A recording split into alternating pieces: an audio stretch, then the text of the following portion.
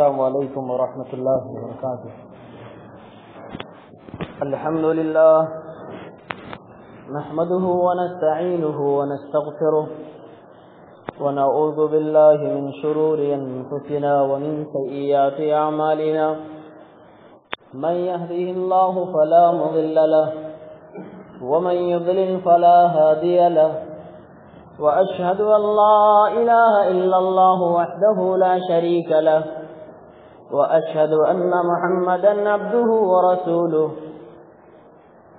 يا أيها الذين آمنوا اتقوا الله حق تقاته ولا تموتن إلا وأنتم مسلمون۔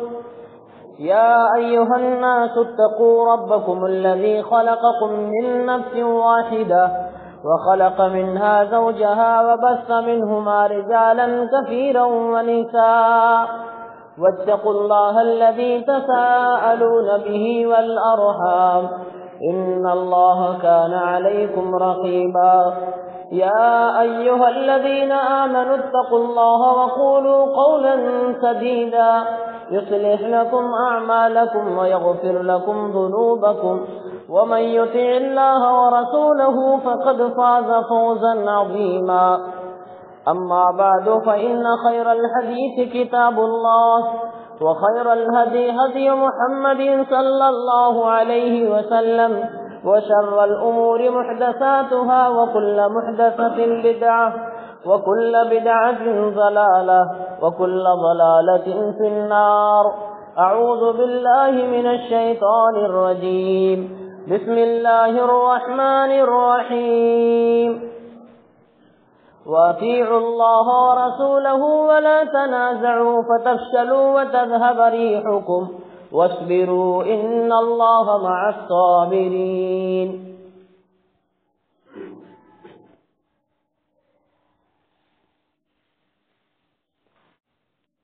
ملیں گے ملازم کھڑے سب بسب، ملیں گے ملازم کھڑے سب بسب، امیروں کے ہر کام آسان ہے،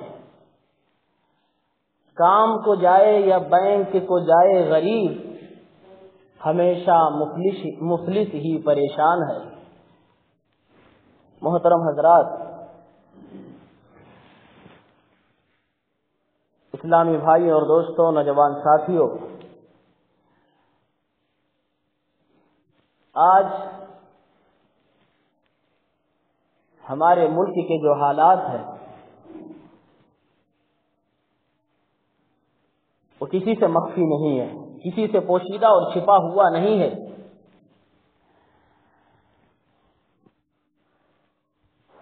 الحمدللہ ہم اور آپ ایک ایسے ملک میں رہتے ہیں، ایک ایسے حکومت کے تئیں زندگی گزار رہے ہیں جس کا اپنا ایک قانون ہے، اصول ہے، آئین و سموِدھان ہے، کانسٹیٹیوشن ہے، جس کے اندر ہر مذہب کے ماننے والوں کو ان کی مذہبی آزادی دی گئی ہے، اپنے اصول و قوانین پر، جو مذہبی قوانین ہیں ان پر عمل کرنے کی کھلی چھوٹ ہے، اور کسی مجرم کو سزا دینے کے حوالے سے ایک باقاعدہ پروسیس ہے، اسٹیپ بائی اسٹیپ اس مجرم کی غلطی ثابت ہونے کے بعد اسے سزا دی جاتی ہے، یہ سموِدھان کے اندر موجود ہے۔ تو جس ملک کے اندر ایسا قانون، ایسا لا، ایسا سموِدھان موجود ہو، اس ملک کے اندر کسی پر ظلم نہیں ہونا چاہیے، کسی کا حق نہیں چھینا جانا چاہیے، ہر آدمی کو، ہر ناگرک کو اس کا حق ملنا چاہیے۔ لیکن ہم مسلمان جن مسائل سے دوچار ہیں وہ آج ساری دنیا جان رہی ہے۔ مختلف قسم کے ایشوز، مختلف قسم کے مدعے اٹھائے جا رہے ہیں، اور کبھی کسی پر، داعی پر، کسی مبلغ اسلام پر بلا وجہ الزام لگا کر اسے ایز اے ٹیررسٹ اس کے کام کاج پر پابندی اور بین لگایا جا رہا ہے، جبکہ بعد میں اسے بری بھی کیا جا رہا ہے۔ پھر کبھی شک کی بنیاد پر یا پھر سمویدھان کے قانون کو لاگو نہ کر کے کسی مجرم کے اوپر فائر کیا جا رہا ہے، انکاؤنٹر کیا جا رہا ہے۔ اس کے علاوہ کبھی شریعت میں دخل اندازی کرتے ہوئے، انٹرفیئر کرتے ہوئے مسلمانوں کے دو فرقے بنانے کے لیے، مسلمانوں کو آپس میں خود لڑانے کے لیے طلاق ثلاثہ کا ایشو اٹھایا گیا۔ پھر اس کے بعد مزید یونیورسٹیز سے، شہروں سے، سٹیز سے مسلم نوجوانوں کو کڈنیپ کیا گیا، ان کو بھی اٹھایا گیا۔ 20 دن 25 دن گزر گئے، ان کا پتہ بھی نہیں چلا کہ وہ نوجوان کہاں ہے۔ بہرحال اس وقت تو ان تمام مدوں پہ سب سے بڑا مدعا جو حاوی ہو چکا ہے وہ نوٹ کی چینجنگ ہے۔ عجیب اتفاق ہے کہ امریکہ کے اندر ووٹ کی گنتی ہو رہی ہے، انڈیا کے اندر نوٹ کی گنتی ہو رہی ہے۔ میں کوئی سیاسی تقریر نہیں آیا کرنے، میں یہ بتلانے آیا ہوں کہ آج یہ سب جو ہو رہا ہے ہم مسلمانوں کے ساتھ میں، یہ ہمارے اپنے کرتوتوں کا ثمرہ ہے اور اس کا بدلہ ہے، کیونکہ اللہ کے نبی صلی اللہ علیہ وسلم نے فرمایا ہے اپنی حدیث پاک کے اندر، عن عبداللہ بن عمر رضی اللہ تعالی عنہما قال اقبل علینا رسول اللہ صلی اللہ علیہ وسلم وقال یا معشر المہاجرین خمس اذا ابتلیتم بہن واعوذ باللہ ان تدرکوہن لم تظہر الفاحشة في قوم قد حتى يعلنوا بها إلا فشى فيهم الطاعون والأوجاع التي لم تكن مضت في أسلافهم الذين مضوا ولم ينقصوا المكيال والميزان حتى أخذوا بالسنين وشدة المؤونة وجور السلطان عليهم ولم يمنعوا زكاة أموالهم إلا منعوا القطر من السماء ولولا البهائم لم يمطروا ولم ينقضوا عهد الله وعهد رسوله إلا سلط الله عليهم عدوا من غيرهم فأخذوا بعض ما في أيديهم وما لم تحكم أئمتهم بكتاب الله ويتخير مما أنزل الله إلا جعل الله بأسهم بينهم رواہ ابن ماجہ فی کتاب الفتن باب العقوبات، حدیث نمبر 4019۔ عبداللہ ابن عمر فرماتے ہیں ایک بار اللہ کے رسول صلی اللہ علیہ وسلم ہم صحابہ کرام کی طرف متوجہ ہوئے اور آپ نے فرمایا 5 ایسی چیزیں ہیں کہ اگر تم اس کے اندر مبتلا ہو گئے، تمہارے اندر وہ برائیاں، وہ خامیاں آ گئیں، فلا خیر لکم، یہ جملہ پوشیدہ حدیث میں، تو تمہارے لیے کوئی بھلائی نہیں رہے گی، اب تمہارے آزمائش کا اور تمہارے برے دن آ چکے ہیں۔ وہ 5 چیزیں کیا ہے؟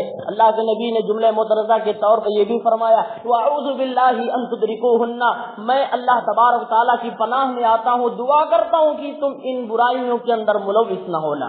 پھر فرمایا آپ نے آج زمانے میں جو برائیاں، جو بڑی بڑی جان لیوا بیماریاں پیدا ہو رہی ہیں، اللہ کے نبی نے اس کا راز بتایا اور فرمایا لم تظہر الفاحشة فی قوم قط حتی یعلنوا بها، اس زمانے میں جب بھی کہیں بے حیائی اور فحاشی عام ہوتی ہے، لوگ اعلانیہ طور سے زناکاریاں، بدکاریاں اور فحش کام کرنے لگتے ہیں۔ جناب محمد رسول اللہ صلی اللہ علیہ وسلم فرماتے ہیں ایسی قوم کے اندر، ایسے ملک کے اندر، ایسے شہر کے اندر اللہ طاعون کی بیماری پیدا فرماتا ہے، والاوجاع التي لم تكن مضت في اسلافهم الذين مضوا، اور ایسی ایسی بھیانک بیماری اللہ پیدا کرتا ہے کہ جن بیماریوں کا نام تک ان کے باپ داداؤں نے سنا نہیں تھا۔ یہ جب فحاشی عام ہوتی ہے تو جان لیوا بیماریاں پیدا ہوتی ہیں۔ اور فرمایا اللہ کے رسول صلی اللہ علیہ وسلم نے مہنگائی کیوں بڑھ رہی ہے، ظالم بادشاہ ہمارا حکمراں کیوں بنا ہے، قاتل انسان ہمارے سر پر حکومت کیوں کر رہا ہے، اس کی بھی وجہ آپ صلی اللہ علیہ وسلم نے بیان فرمائی۔ فرمایا وَلَمْ يَنْقُصُ الْمِكْيَالَ وَالْمِيزَانَ، جب بزنس مین، جب تجارت کرنے والے لوگ، جب وہ تولنے میں کمی کرنے لگے، بے ایمانی پر اتر آئے، پیارے نبی صلی اللہ علیہ وسلم فرماتے ہیں تو ان لوگوں پر قحط سالی جاتی ہے، یہ پہلی وبا ہوتی ہے، وَشِدَّةِ الْمَعُونَةِ، اور مہنگائی آسمان کو چھونے لگتی ہے، مہنگائی بڑھ جاتی ہے، بارش نہیں ہوتی ہے، وجور السلطان علیہم، اور ان کے اوپر اللہ تبارک و تعالی کسی ظالم بادشاہ کو مسلط کر دیتا ہے۔ کب؟ جب بے ایمانی شروع ہو جائے، کاروبار میں بے ایمانی، ہر فیلڈ میں بےایمانی شروع ہو جائے، پیارے نبی صلی اللہ علیہ وسلم فرماتے ہیں مہنگائی بڑھے گی، ظالم بادشاہ آئے گا، بارش نہیں ہوگی۔ اور آگے فرمایا وَلَمْ يَنْقُضُوا عَهْدَ اللَّهِ وَعَهْدَ رَسُولِهِ، اور جب لوگ اللہ تبارک و تعالیٰ سے کیے ہوئے وعدہ توڑ دیں گے، اور جب لوگ محمد الرسول اللہ صلی اللہ علیہ وسلم کی نافرمانی کرنے لگیں گے، پیارے نبی فرماتے ہیں اِلَّا سَلَّطَ اللَّهُ عَلَيْهِمْ عَدُوًّا مِّنْ غَيْرِهِمْ، تو اللہ تبارک و تعالیٰ ایسے مسلمانوں کے اوپر، ایسے انسانوں کے اوپر، ایسی سوسائٹی کے اوپر کسی ظالم کو بادشاہ بنا دے گا جو ان کے اپنے میں سے نہیں، کسی غیر سے ہوگا۔ فَأَخَذُوا بَعْضَ مَا فِي أَيْدِيهِمْ، جو تمہارے پاس ہے تمہاری ملکیت کو بھی ہڑپ لے گا۔ اور آگے آپ نے پانچویں برائی بتائی، پانچویں چیز بتائی وَمَا لَمْ تَحْكُمْ أَئِمَّتُهُمْ بِكِتَابِ اللَّهِ، جب اس امت کے ائمہ، اس امت کے معلمین، مدرسین، مفتیان کرام، علماء اعظام، فتویٰ دینے والے قرآن کو چھوڑ کر، حدیث کو چھوڑ کر کسی اور کے ذریعے سے فتویٰ دینے لگیں گے تو اللہ تبارک و تعالیٰ اس امت کے لوگوں کو آپس ہی میں لڑا دے گا۔ اور آج یہی ہو رہا ہے، صاف صاف یہ نشانیاں، صاف صاف آپ کی پیشین گوئیاں آج زمانے میں آپ نگاہوں سے دیکھ لیجئے، اور یہ پانچوں برائیاں بیک وقت آج مسلمانوں میں، خاص طور سے ہندوستان کے مسلمانوں میں موجود ہیں۔ اسی لیے ظالم بادشاہ ہمارا حکمراں ہے، اسی لیے ہم دو چکی کے پٹوں میں پس رہے ہیں، ہمارا کوئی سننے والا نہیں۔ اور بعض لوگ مسلمانوں ہی میں خوشی کے نعرے بھی لگاتے ہیں، سایہ قدموں کے نیچے دیکھ کر مسرور ہیں سب لوگ، سایہ قدموں کے نیچے دیکھ کر مسرور ہیں سب لوگ۔ سر پہ سورج بھی ہے یہ احساس دلائیں کس کو، سر پہ سورج بھی ہے یہ احساس دلائیں کس کو، شب خون مارنے کے لیے لیس ہے ہتھیاروں سے وہ، شب خون مارنے کے لیے لیس ہے ہتھیاروں سے وہ، شہر کا شہر سویا ہے جگائیں کس کو۔ سارا انسان، سارا مسلمان ہوش میں نہیں آ رہا، پریشانیاں جھیل رہا ہے، پھر بھی اللہ اس کے رسول کی طرف واپس نہیں آنا، واپس آنے کو نہیں سوچ رہا، جبکہ اللہ کے رسول صلی اللہ علیہ وسلم نے فرمایا بے عزت انسان کب ہوتا ہے، ایک مسلمان کب ذلیل و رسوا ہوتا ہے۔ سنن ابی داؤد کتاب البیوع باب فی النہی عن العینہ، اللہ کے نبی صلی اللہ علیہ وسلم فرماتے ہیں عن عبداللہ بن عمر رضی اللہ تعالی عنہما قال سمعت النبی صلی اللہ علیہ وسلم یقول اذا تبایعتم بالعینہ وأخذتم أذناب البقر ورضيتم بالزرع وتركتم الجهاد سلط الله عليكم ذلا ولا ينزعه حتى ترجعوا إلى دينكم، رواه ابو داؤد في کتاب البیوع، حدیث نمبر 3462۔ عبداللہ ابن عمر فرماتے، آپ نے فرمایا جب تم لوگ بے ایمانی والا ہیلا بہانہ کر کے ایک دوسرے کو ٹھگنے کی، بے ایمانی کی کوشش کرو گے، ایسا کاروبار کرو گے جس میں بے ایمانی تمہاری شامل ہوگی، اور گائے اور بیل کی دم پکڑ کے بیٹھ جاؤ گے اور کھیتی ہی پر منحصر ہو جاؤ گے، جہاد کو چھوڑ دو گے، تو اللہ تبارک و تعالیٰ تمہارے لیے ذلت اور رسوائی کو لکھ دے گا، تمہیں بے عزت کر دے گا، اور اس وقت تک تمہاری یہ بے عزتی ختم نہیں ہو سکتی جب تک کہ تم اللہ کے دین کی طرف واپس نہ لوٹ کے آ جاؤ۔ آج مسلمان دین سے دور ہے، اسی لیے یہ ذلت و رسوائی ہمارے سروں پہ مڈلا رہی ہے۔ وجہ یہی ہے کہ آج مسلمان دین سے دور ہے۔ دین صرف نماز کا نام نہیں، دین صرف روزے کا نام نہیں، دین نام ہے مکمل ضابطۂ حیات کا، زندگی کیسے گزارنا ہے، کیا کھانا ہے، کیا پہننا ہے، کیا کرنا ہے، کیسے کمانا ہے، کہاں خرچ کرنا ہے، ان سارے امور کا نام دین ہے۔ ان ماحول میں، ایسے وقت میں ہم کو کیا کرنا چاہیے؟ میں آپ کے سامنے 5 باتیں رکھوں گا۔ پہلی چیز، ہم اور آپ کو اختلاف نہیں کرنا ہوگا، مسلمان کو اختلاف نہیں کرنا ہوگا۔ منبر و محراب کے جھگڑے پرانے ہو گئے، منبر و محراب کے جھگڑے پرانے ہو گئے، دل میں اب ایک دوسرے کے پیار ہونا چاہیے۔ قرآن کریم اٹھائیے، سورہ انفال، سورہ نمبر 8 آیت نمبر 46، اللہ تبارک و تعالی نے فرمایا وَأَطِيعُوا اللَّهَ وَرَسُولَهُ ولا تنازعوا فتفشلوا وتذهب ريحكم واصبروا ان اللہ مع الصابرین. اے لوگوں، اللہ کی اطاعت کرو، رسول اللہ صلی اللہ علیہ وسلم کی اطاعت کرو. ولا تنازعوا، آپس میں اختلاف نہ کرو، آپس میں لڑائی نہ کرو، آپس میں جھگڑا نہ کرو. اگر آپس میں لڑائی کیے، آپس میں جھگڑا کیے، فتفشلوا، تم بزدل ہو جاؤ گے، تم آپس میں اکھڑ جاؤ گے، تمہاری طاقت نہیں رہے گی. وتذهب ريحكم، تمہاری ہوا اکھڑ جائے گی. اختلاف کا ایک نقصان اللہ تبارک و تعالیٰ نے بتایا. کیا نقصان ہے؟ اختلاف آپس میں ہونے سے بزدل ہو جاؤ، قرآن کریم نے بتایا. اور آج اتنا شدید اختلاف مسلمانوں میں ہے کہ جس کی کوئی انتہا نہیں ہے. ہر معاملے میں مسلمان میں اختلاف.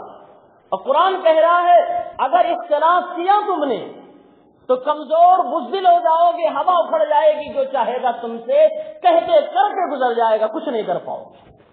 اور آگے اٹھاؤ سورہ عمران سورہ نمبر 3 آیت نمبر 105. اللہ تبارک و تعالیٰ نے اختلاف کو عذاب بتایا ہے. وَلَا تَكُونُوا كَالَّذِينَ تَفَرَّقُوا وَاخْتَلَفُوا مِنْ بَعْدِ مَا جَاءَهُمُ الْبَيِّنَاتُ وَأُولَئِكَ لَهُمْ عَذَابٌ أَلِيمٌ. اللہ نے فرمایا اے مسلمانوں، ان لوگوں میں سے نہ ہو جانا جو تفرقہ بازیاں کرتے ہیں، جو لوگوں کو آپس میں لڑاتے اور بانٹتے ہیں. اے مسلمانوں، جب اللہ رب العالمین کے قانون کی کوئی دلیل آ جائے، جب کوئی واضح ثبوت آ جائے تو اس کو مان لینا، آپس میں بلا وجہ نہ لڑنا، آپس میں اختلاف نہ کرنا. اگر ایسا تم نے کیا، یعنی دلیل آ جانے کے بعد بھی تم نے اللہ اور اس کے رسول کی بات نہ مانی، وَأُولَئِكَ لَهُمْ عَذَابٌ أَلِيمٌ، تو ایسے لوگوں کے لیے دردناک عذاب ہے، دردناک عذاب ہے. اور یہی دردناک عذاب ہے جس کو آج ہم جھیل رہے ہیں. ابھی تو کم ہے، وہ دن دور نہیں کہ جب گھروں سے بہو بیٹیوں کو نکال کر ان کی عزت تار تار کی جائے. ابھی وقت ہے سدھرنے کا. اللہ کے نبی صلی اللہ علیہ وسلم نے حجۃ الوداع کے خطبے میں فرمایا تھا، صحیح بخاری کتاب المغازی باب فی حجۃ الوداع حدیث نمبر 4405. اللہ کے نبی صلی اللہ علیہ وسلم نے فرمایا تھا لا ترجعوا بعدی کفارا یضرب بعضکم رقاب بعض.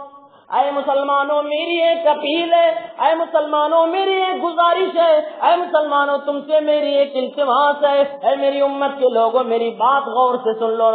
لا ترجعوا بعدی کفارا، میرے بعد تم کافر نہ ہو جانا، کافروں کی طرح عمل نہ کرنے لگا، کافروں کی طرح تم اپنا طرز نہ اختیار کر لینا. وہ کیا چیز ہے؟ یضرب بعضکم رقاب بعض، کہ ایک مسلمان اپنی تلوار اپنے مسلمان بھائی کے گردن پہ چلانے لگے. یعنی مسلمانوں میرے جانے کے بعد کہیں ایسا نہ ہو کہ تم آپس میں لڑنے لگو، تمہاری تلواریں ایک دوسرے کے سامنے، تمہاری لاٹھی ایک دوسرے کے سامنے، تمہارے فتوے ایک دوسرے پر ٹھوکے جانے لگے. اس چیز سے اللہ کے نبی نے منع فرمایا. لیکن اتنا شدید آج اختلاف ہے، اتنا شدید اختلاف ہے کہ خود کو مسلمان کہنے والا فرقہ، آل رسول کی محبت کا دم بھرنے والا فرقہ، مکہ المکرمہ خانہ کعبہ کائنات سے سب سے مقدس سرزمین پر میزائل ٹھوکنے کے لیے، داغنے کے لیے تیار ہے. وہ بھی اپنے آپ کو مسلمان ہی تو کہتا. یہ اختلاف ہی کی وجہ ہے. آج وہاں پر وہ جگہ، وہ مکان، وہ گھر جسے جدا ہوتے ہوئے، جس سے اللہ کے نبی صلی اللہ علیہ وسلم دور ہوتے ہوئے آنکھوں سے آنسو چھلکاتے ہوئے آپ صلی اللہ علیہ وسلم روتے ہوئے جا رہے ہیں، اور خانہ کعبہ سے کہتے ہیں اے خانہ کعبہ، اے بیت اللہ، تجھ سے محبت ہے، تیری دھرتی سے محبت ہے. اگر مکے والوں نے مجھے ستایا نہ ہوتا، مجبور نہ کیا ہوتا، اے مکہ، اے خانہ کعبہ، تجھے چھوڑ کے میں نہیں جاتا. آج اسی کے اوپر مسلمان خود اٹیک کر رہا ہے. یہ اختلاف ہی کی وجہ ہے. اور یہی اختلاف ہے کہ جس کی وجہ سے آج ہندوستانی حکومت بھی مسلمانوں کا مذاق اڑا رہی ہے. ان کے یہاں حلالہ ہو، ان کے یہاں تو عزت کو برباد کیا جا رہا ہے. ان کے یہاں تو ایک بار میں 3 بار کسی عورت سے تو طلاق، جدا ہو گئی. شریعت سے مسئلے اگر ہم نے اخذ کیے ہوتے، قرآن و حدیث کو اگر ہم نے پکڑا ہوتا، رب کعبہ کی قسم ہے کسی کی ماں نے کسی کو دودھ نہیں پلایا تھا کہ وہ شریعت کے کسی مسئلے پر انگلی اٹھائے اعتراض کر سکے. آج یہ ہماری اپنی غلطی ہے کہ ہم نے قرآن و حدیث کو چھوڑ کر کسی اور کی بات لی، جس کی وجہ سے آج دوسرا ہمارا مذاق اڑا رہا ہے. یہ اختلاف ہی کی وجہ ہے۔ اور اس بات میں بتاؤں، جب ایسا مسئلہ آ جائے مسلکی فائدے کو بھول کر اپنی ملت کے فائدے کو سوچنا چاہیے۔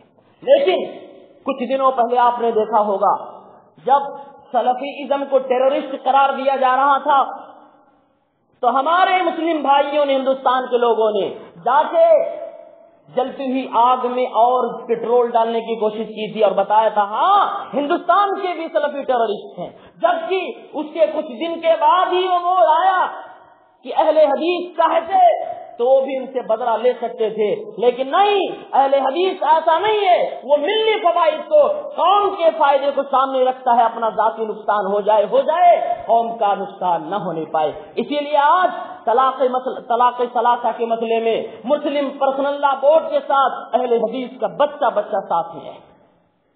یہ ہم نہیں کہتے کہ وہ ہماری شریعت ہے، ہم آج بھی یہی کہتے ہیں ہماری شریعت قرآن و حدیث ہے، لیکن ہندوستان کے اندر قانون کے حساب سے مسلم پرسنل لا مسلمانوں کا قانون قرار دیا گیا، اس لیے ہم اس کی حفاظت میں آگے ہیں اور قدم بقدم ان لوگوں کے ساتھ ہیں جو اس کے ساتھ میں ہیں۔ ایک واقعہ میں بتاؤں، البدایہ والنہایہ جلد نمبر 8 صفحہ نمبر 513 514، اسی طرح کا معاملہ صحابہ کے دور میں ہوا تھا۔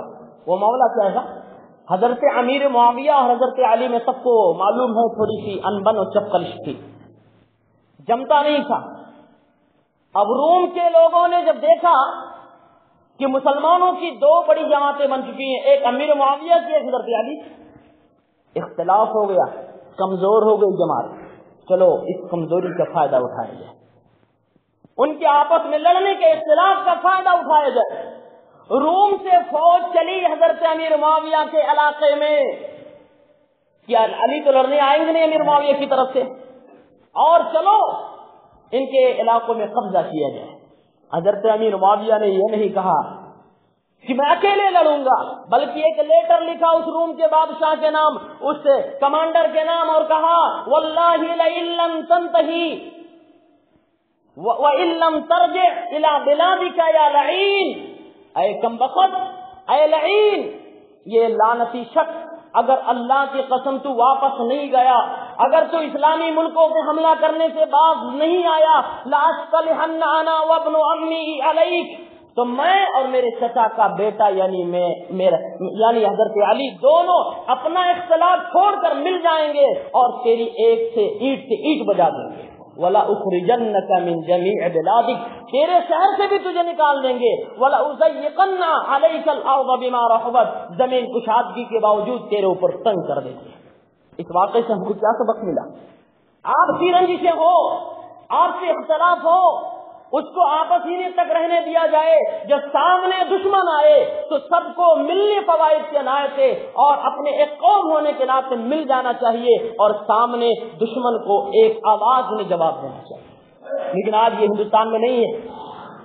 الحمدللہ ان کے چہرے پر تماشا لگ رہا ہوگا جنہوں نے ہمارے خلاف حکومت کا ساتھ دیا تھا اور ہمیں دہشت گرد قرار دینے کی کوشش کی تھی، لیکن ہم نے ایسا نہیں کیا، ان سے قدم ملایا، ہاتھ ملایا، اور ان کے ساتھ ہم رہ کر بھی دستخط والا فارم جمع کیا اور مسلم پرسنل لا بورڈ کی حمایت کی ہے۔ اختلاف ختم ہونا چاہیے، اپنا ذاتی اور مسلکی فائدہ چھوڑ کر پورے اسلام کا جو فائدہ ہو رہا ہے ملی فائدے کو ترجیح دینا چاہیے۔ دوسری بات، کبھی بھی اختلاف ہو جائے اللہ اس کے رسول کی طرف واپس لوٹنا ہے۔ قرآن کریم سورہ نساء سورہ نمبر 4 آیت نمبر 59 میں اللہ نے فرمایا، ایک اصول بتا دیا ہے، یا ایھا الذین آمنوا اطیعوا اللہ واطیعوا الرسول واولی الامر منکم فإن تنازعتم فی شیء فردوه الی اللہ والرسول ان کنتم تؤمنون باللہ والیوم الآخر ذلک خیر واحسن تعبیلا۔ اللہ تبارک و تعالیٰ نے فرمایا، اے مسلمانوں، تمہارے لیے میں ایک اصول بنا دے رہا ہوں، تمہارے لیے ایک میں قاعدہ، ایک لا بنا کے دے رہا ہوں۔ اے مسلمانوں، کبھی آپس میں اختلاف ہو جائے، کبھی آپس میں کسی مسئلے میں اختلاف ہو جائے، انبن ہو جائے، لوٹاؤ قرآن کی طرف، لوٹاؤ محمد رسول اللہ کے فرمان کی طرف، فردوہ الی اللہ والرسول، اللہ اس کے رسول کی قرآن اور حدیث کی طرف پلٹ کر آ جاؤ۔ یہ اللہ نے اصول بتایا ہے، اختلاف ہو جائے قرآن و حدیث کی طرف واپس آؤ، مسئلہ حل ہو جائے۔ آپ کو حکومت تک پہنچنے کی ضرورت نہیں پڑے گی. اگر ہم نے ایسا کیا ہوتا آج مسئلہ حکومت کے سامنے جاتا ہی نہیں. ہم نے ایسا نہیں کیا، اس لیے آج مسئلہ کورٹ تک پہنچ چکا ہے. اور تقریباً 15 نومبر کو شاید مسلم پرسنل لا بورڈ اور ECC کے تعلق سے سپریم کورٹ بھی فیصلہ سنانے والی ہے. اور اگر ہم نے اپنے مسلکی اختلافات میں پڑھ کر لڑتے رہے، جھگڑتے رہے، قرآن و حدیث کی طرف نہیں واپس لوٹے، اللہ رب العالمین کی محمد رسول اللہ کی اطاعت و فرما برداری ہم نے نہیں کیا، تو یاد رکھیے اس پر بھی اللہ نے عذاب کی دھمکی دی ہے. سورہ نور سورہ نمبر 24 آیت نمبر 63 اللہ تبارک و تعالیٰ نے فرمایا فَلْيَحْذَرِ الَّذِينَ يُخَالِفُونَ عَنْ أَمْرِهِ أَن تُصِيبَهُمْ فِتْنَةٌ أَوْ يُصِيبَهُمْ عَذَابٌ أَلِيمٌ.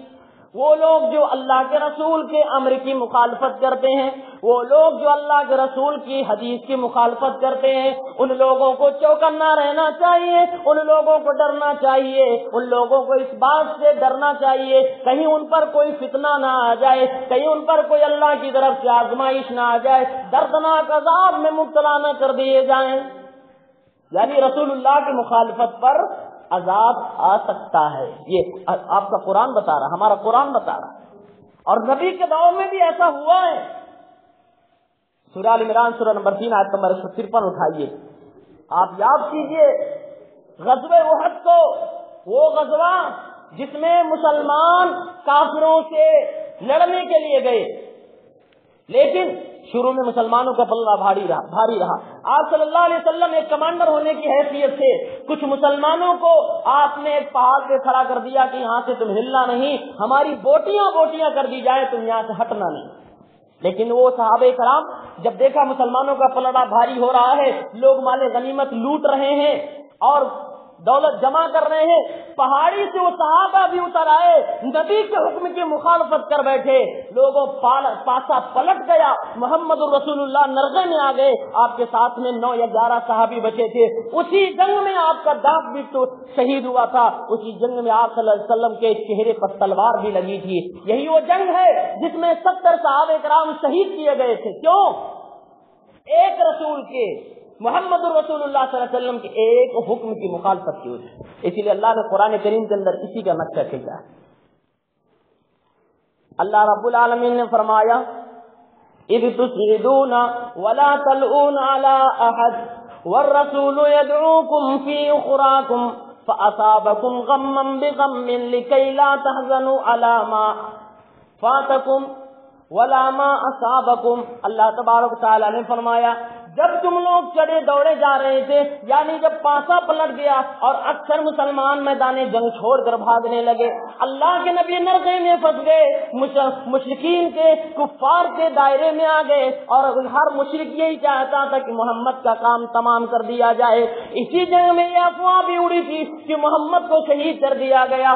اللہ رب العالمین نے فرمایا جب تم بھاگنے میں تلے ہوئے تھے، یعنی ایک دوسرے کو آگے پیچھے چھوڑ کر بھاگتے جا رہے تھے، کسی کی بات نہیں سن رہے تھے، والرسول یدعوکم فی اخراکم، تمہارا نبی نرغے میں پھنسا ہوا تمہیں بلا رہا تھا. الی عباد اللہ، الی عباد اللہ، اے اللہ کے بندو میری طرف واپس آؤ، اے اللہ کے بندو میری طرف واپس آؤ.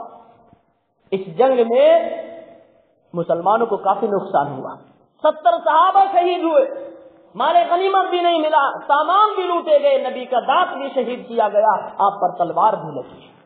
کس لیے؟ اسی پہاڑ سے صحابی جو نبی نے حکم دیا تھا اترنے کی وجہ سے، نبی کے ایک حکم کی مخالفت کی وجہ سے. اسی لیے شاعر کہتا ہے نبی کے جنگ میں موجودگی سے کچھ نہیں ہوتا،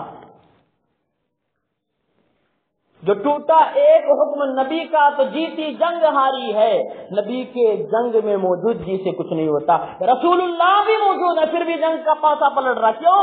رسول کی ایک حکم کے مخالفت کی وجہ سے. دراصل اللہ یہ دکھانا چاہتا تھا کہ جب بھی مسلمانوں رسول کی مخالفت کرو گے، آج نبی کی موجودگی میں تمہیں ایک نمونہ دکھا رہا ہوں، آج تم مارے جا رہے ہو، 70 صحابہ شہید ہوئے، آگے جب بھی تم رسول اللہ کی مخالفت کرو گے ایسے ہی تمہیں مارا جائے گا، ایسے ہی تمہیں کاٹا جائے گا اور تم کچھ نہیں کر پاؤ. اس لیے ہمیں ہر معاملے میں اللہ اس کے رسول کی طرف واپس جانا چاہیے.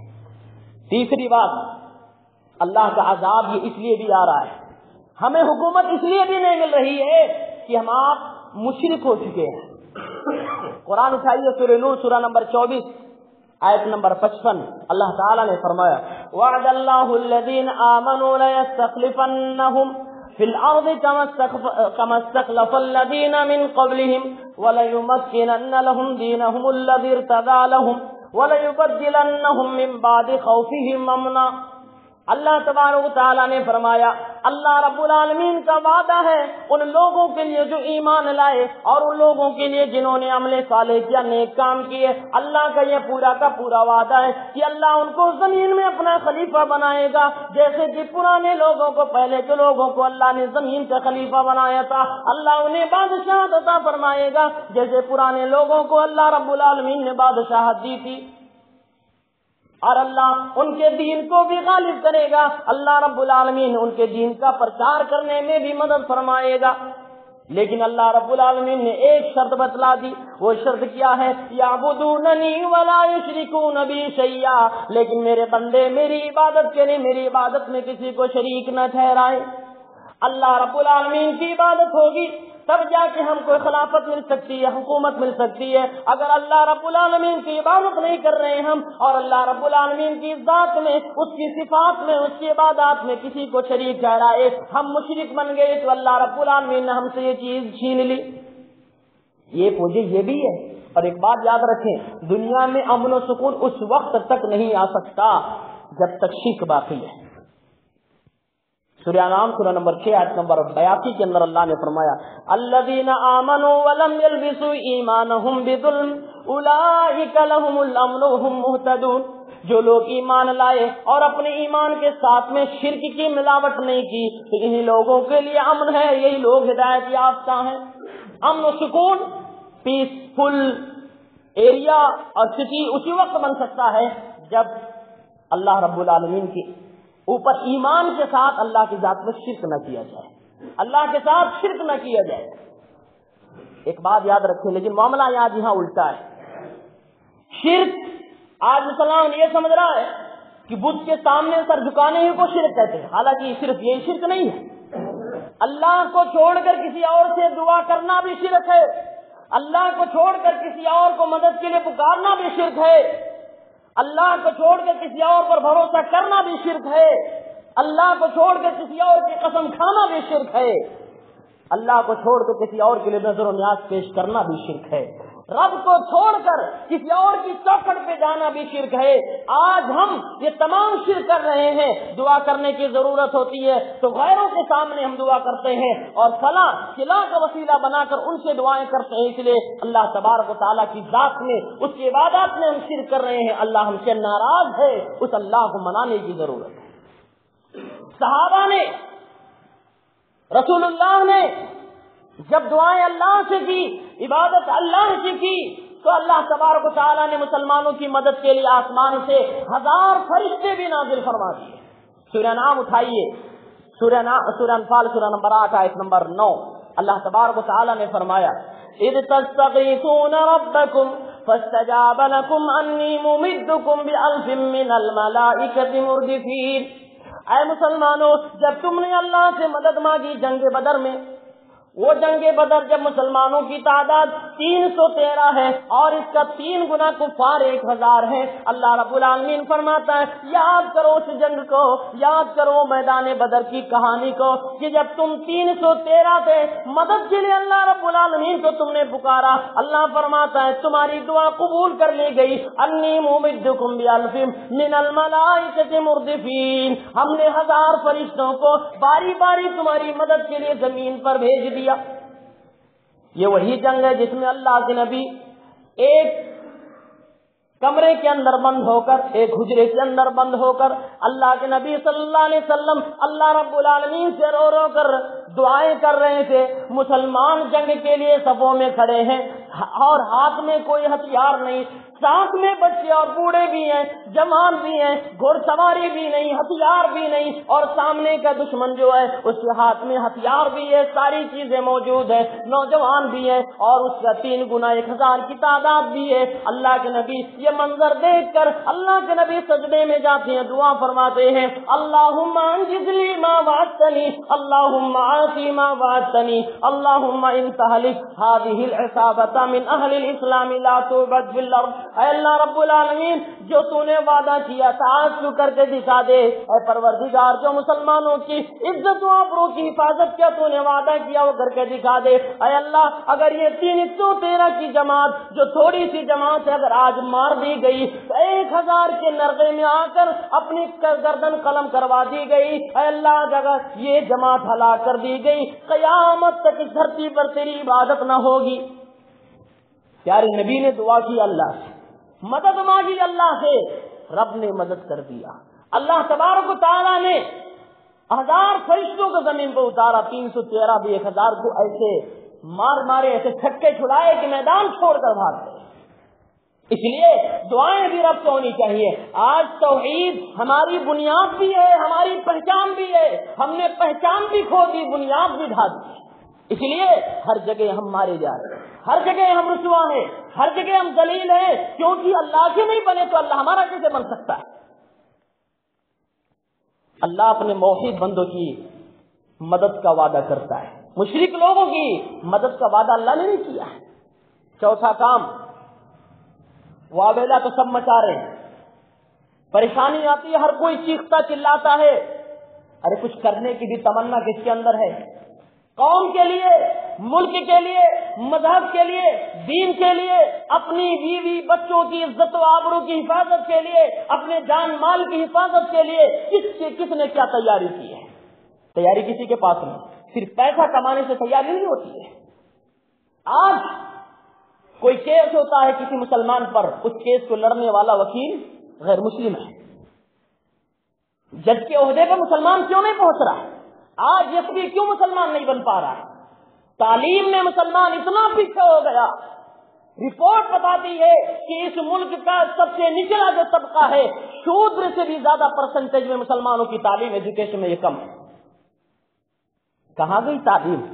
آگے بڑھو، قرآن ہمیں پڑھنے کی اور قرآن ہمیں تیاری کی، قرآن ہمیں بڑے بڑے عہدوں پر پہنچنے کی تعلیم دیتا ہے۔ آج ہمارے اندر وہ چیز نہیں ہے، اسی لیے قرآن اٹھائیے، سورہ انفال سورہ نمبر 8 آیت نمبر 7، اللہ نے فرمایا وَأَعِدُّوا لَهُم مَّا اسْتَطَعْتُم مِّن قُوَّةٍ وَمِن رِّبَاطِ الْخَيْلِ تُرْهِبُونَ بِهِ عَدُوَّ اللَّهِ وَعَدُوَّكُمْ وَآخَرِينَ مِن دُونِكُمْ لَا تَعْلَمُونَهُمْ اللَّهُ يَعْلَمُهُمْ۔ اللہ تبارک و تعالیٰ نے فرمایا، اے مسلمانوں، اے دنیا کے تمام لوگوں، اے مسلمانوں، اگر تم اپنے گھر بار کی عزت و آبرو کی حفاظت چاہتے ہو، اپنے دین کی حفاظت چاہتے ہو، اپنے شریعت کا تحفظ چاہتے ہو، جو بھی تم سے بن پڑے، جتنا بھی تم سے ہو سکے تیاری کر لو۔ اگر میدان میں اگر لوگوں سے مقابلہ کرنے کے لیے ایجوکیشن کی ضرورت پڑ رہی ہے، عہدے کی ضرورت پڑ رہی ہے، تو وہ عہدہ حاصل کرو۔ تم بھی جج بنو، تم بھی وکیل بنو، تم بھی ایس پی بنو، تم بھی نیتا بن کے دکھاؤ، ایماندار بن کے دکھاؤ۔ ہر میدان میں تمہیں آگے بڑھنا ہوگا، تب تم دشمنوں کا مقابلہ کر سکتے ہو۔ قرآن فرماتا ہے من قوت، جو تم سے ہو پڑے وہ ساری تیاری تم کر لو۔ تیاری کرنے کا حکم قرآن دیتا ہے۔ اور آپ سورہ محمد سورہ نمبر 47 آیت نمبر 7 اٹھائیے، اللہ نے فرمایا یا ایھا الذین آمنوا ان تنصروا اللہ ینصرکم ویثبت اقدامکم۔ اے ایمان والو، اگر تم اللہ کی مدد کرو گے تو اللہ تمہاری مدد کرے گا اور تمہارے قدموں کو اللہ رب العالمین جمع دے گا، ثابت قدم کر دے گا تمہیں۔ کیا مطلب؟ اللہ کی مدد کا کیا مطلب ہے؟ اللہ کیا ہماری مدد کو محتاج ہے؟ نعوذ باللہ، اللہ ہماری مدد کا محتاج نہیں۔ اس آیت کا مطلب ہے اللہ کے دین کی مدد کرو۔ اللہ کے دین کی مدد کیسے ہوگی؟ یہی ہوگی مدد۔ دوسرا کوئی نماز نہیں پڑھتا اس کو گالیاں دو، دوسرا کوئی گناہ کرے اسے گالیاں دو، اسے برا بھلا کہو اور خود نہ وہ کام کرو۔ دین کی حفاظت ایسے نہیں ہوتی ہفتے میں ایک بار جمعہ پڑھ لو، وہ بھی دیر سے آ کے۔ دین کی حفاظت ایسے نہیں ہوتی 5 وقت کی نمازیں غائب ہو جائیں. دین کی حفاظت ایسے نہیں ہوتی کہ نہ ہمیں زکات سے مطلب، نہ توحید سے مطلب، نہ رسالت سے مطلب، نہ زکات، نہ روزہ، نہ نماز، ہمیں کوئی سروکار نہیں کہ کس بات کا دین کا نام لیتے ہیں، کس لیے دین کا نام لیتے ہیں. آج دین کی حفاظت ہم نہیں کر رہے ہیں. آج کے نوجوانوں کو بتانے کی ضرورت ہے کہ اسلام کیا ہے. آج بہت سارے نوجوان لا علمی اور جہالت کی بنیاد پر ایسی حرکتیں جذبات میں آ کر جاتے ہیں جس سے ان نوجوانوں کی وجہ سے پورا اسلامی سوسائٹی بدنام ہوتا ہے اور دہشت گردی اور ٹیررسٹ کا لیبل مسلمانوں پر لگا دیا جاتا ہے. آج نوجوانوں کو تعلیم دینے کی ضرورت ہے. جذبات سے ہر جگہ کام نہیں لیا جاتا. آج سب سے بڑا ہتھیار علم ہے. سب سے بڑا ہتھیار انسان کے پاس علم ہے، ٹیکنیک ہے، جو آج مسلمانوں کے پاس نہیں ہے. یہ چیز ہم کو حاصل کرنی ہوگی. ہم کو اپنے دین کی تعلیم کے ساتھ دنیاوی تعلیم میں آگے بڑھنا ہوگا. ہم کو بھی دنیا کے ان تعلیمات میں آگے بڑھ کر اور اپنی رہنمائی دکھانی ہوگی، رہبری دکھانی ہوگی. ورنہ یاد رکھو، اگر میں جھوٹ بولوں تو غیرت مار ڈالے گی، اگر میں جھوٹ بولوں تو غیرت مار ڈالے گی، اور اگر میں سچ کہوں تو حکومت مار ڈالے گی.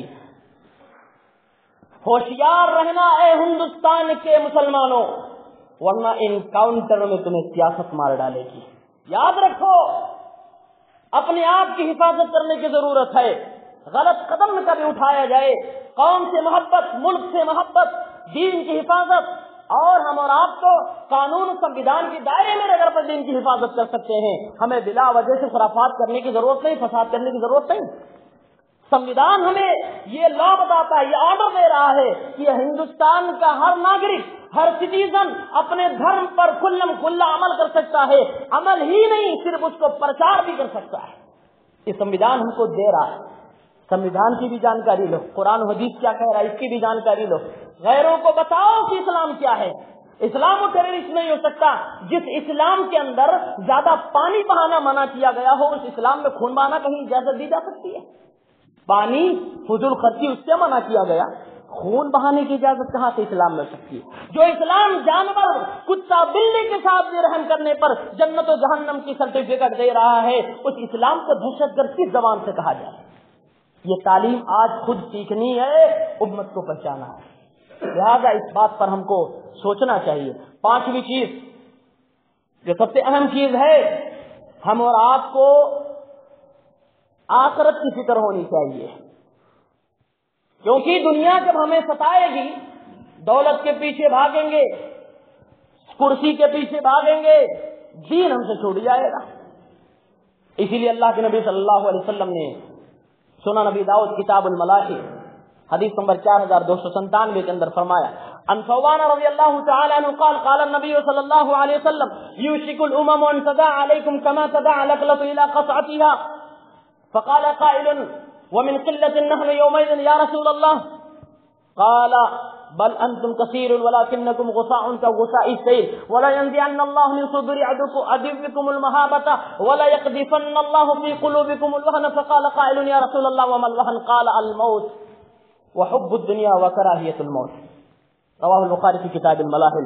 اللہ کے نبی نے فرمایا ایک زمانہ ایسا آئے گا، دنیا کی ساری اقوام کی، دنیا کی ساری تنظیمیں مسلمانوں پر حملہ کریں گی، مسلمانوں کے ملک پر، مسلمانوں کی جان پر، ان کی شریعت پر، دین پر، ہر جانب سے ان پر حملہ ہوگا. پوچھنے والے نے کہا اللہ کے نبی کیوں؟ ہماری تعداد کم ہوگی. آپ نے فرمایا تعداد تو اتنی زیادہ ہوگی جیسے سمندر پر جھاگ تیرتا ہے. وہ تعداد تمہاری ہوگی لیکن ویلو تمہاری حیثیت کچھ نہیں، پاور تمہارے اندر نہیں ہوگا، تمہارے اندر علم نہیں ہوگا، طاقت نہیں ہوگا، اس وقت کی تمہارے اندر طاقت نہیں ہوگی. فرمایا اللہ کے نبی صلی اللہ علیہ وسلم نے فرمایا اور وہ زمانہ تھا کہ دشمن تم سے ڈرتا تھا، وہ ڈر اللہ تبارک و تعالیٰ دشمن کے دل سے نکال لے گا، بلکہ تمہارے دل میں وہن کو ڈال دے گا. کہا اللہ کے نبی وہن کیا ہے؟ فرمایا اللہ کے رسول نے جب یہ مصیبتیں آئیں گی وہ اس وقت آئیں گی جب مسلمان دنیا سے محبت کرے گا اور موت سے ڈرے گا. مسلمان موت سے کبھی نہیں ڈرتا، دنیا سے محبت کبھی نہیں کرتا. اللہ کے نبی نے تو بتایا صرف 3 چیزیں انسان کا مال ہے. آج نوٹ چینج کر دیا گیا، بینکوں میں لائن لگی ہوئی ہے، اور آج کا اخبار دیکھ لیجئے، کشی نگر کپتان گنج کی بات ہے، کپڑا دھلنے والا ایک انسان، ایک نوجوان جس کی ماں کو ہارٹ اٹیک ہو گیا صرف 2000 روپے کی وجہ سے۔ کیوں؟ جس دن رات میں یہ فیصلہ سنایا گیا کہ نوٹ چینج کر دیا گیا، اب یہ نہیں چلے گی، اس کو بینکوں سے چینج کرنا ہوگا، اس عورت کو پتا نہیں تھا، وہ کپڑا دھل دھل کے بڑی محنت سے 2 لال نوٹ 1000 والی جمع کر کے رکھی تھی۔ اب وہ بینک میں جمع کرنے کے لیے جا رہی، دیکھتی ہے کہ بینک میں بھیڑ لگی ہوئی ہے، لوگوں سے پوچھا کیا بات ہے، کہا کہ یہ نوٹ تو اب نہیں چل رہی، یہ اس نوٹ پر پابندی لگے، یہ نوٹ بند۔ اس عورت کو ہارٹ اٹیک ہو، وہیں مر گئی۔ بہرحال، اور پیپر میں آپ دیکھیں گے تو ایک لیڈر نے یہ بھی کہا ہے کہ پی ایم صاحب نے 100 سال تک اپنی پارٹی کو چلانے کے لیے باہر میں کالے دھن جمع کر رکھے، اس کے بعد بین لگایا ہے اگر یہ 10-12 شیخ جو دنیا ہندوستان کے امیر لوگ ہیں ان کے گھر پہ چھاپا ڈالتی تو نہ جانے کتنے 500,000 کی نوٹیں مل جاتی۔ بہرحال یہ سیاست کی بات ہے، میں اس پر نہیں جانا چاہتا، میں یہ بتانا چاہتا ہوں مسلمان کے لیے صرف 3 چیزیں مال ہیں۔ وہ کون سی چیز ہے؟ عن ابی ہریرہ رضی اللہ تعالی عنہ قال قال النبی صلی اللہ علیہ وسلم یقول العبد مالی مالی فانما له من ماله 3 ما اکل فافنى وما لبس فابلى وما اعطى فاقتنى وما سوى ذلك فهو ذاهب وتاركه للناس۔ رواہ مسلم کی کتاب الزہد، حدیث نمبر 2959۔